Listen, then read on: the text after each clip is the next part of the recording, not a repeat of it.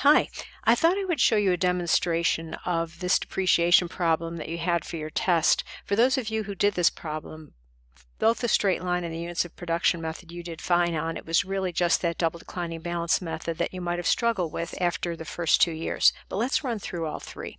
For straight line, the formula is the cost minus the residual value, 44,000 minus 14,000, and then you multiply that by 1 over the useful life of 5 years.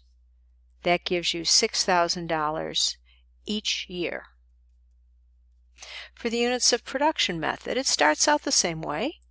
The cost, 44,000, minus the residual value, 14,000, and then you multiply by this year's usage, which is, let's see, the company expects to produce 20,000 units over its life.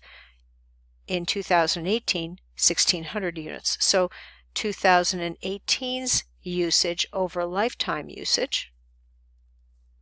And after we multiply that out, we get 2,400 in 2018.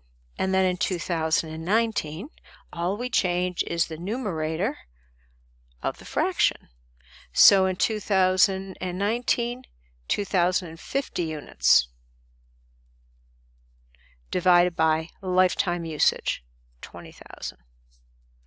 And in year 2019, that's 3,075. Sorry about that. Got the years wrong there. Okay, now for the declining balance method, or double declining balance in this case. What we're going to do is take our cost minus the accumulated depreciation, I'll abbreviate that AD, and we multiply that by 2 over its useful life of 5 years, and that gives us 17,600 in year 1. Now the book value after that in year 1 would be 44,000 minus 17,600, or 26,400. So for year 2, again, 44,000, but this time we have to subtract out how much depreciation has accumulated so far, which would be 17,600. Multiply that by 2/5, and for year 2, that's 10,560. And if we take our cost minus our total accumulated depreciation, that would give us a book value of 15,840 in year 2. Now remember, we don't want to depreciate beyond the residual value.